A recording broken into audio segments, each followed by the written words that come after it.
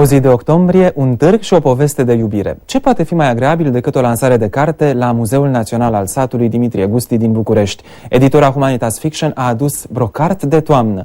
Țesătura prețioasă se descoperă între paginile scrise de Teru Miyamoto, în cea mai recentă apariție de pe raftul Denisei.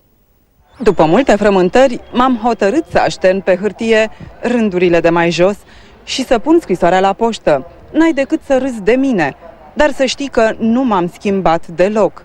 Astfel a debutat corespondența între eroii romanului Brocart de toamnă de Teru Miyamoto.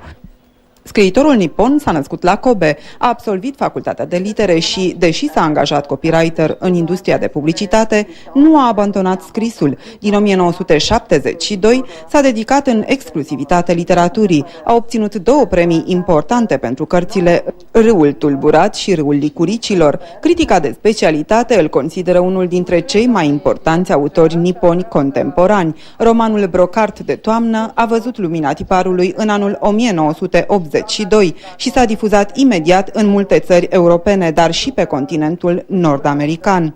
Mesajul cărții a impresionat un tânăr care a confecționat rapid o epistolă pentru vorbitoarea Marina Constantinescu. Îți mulțumesc.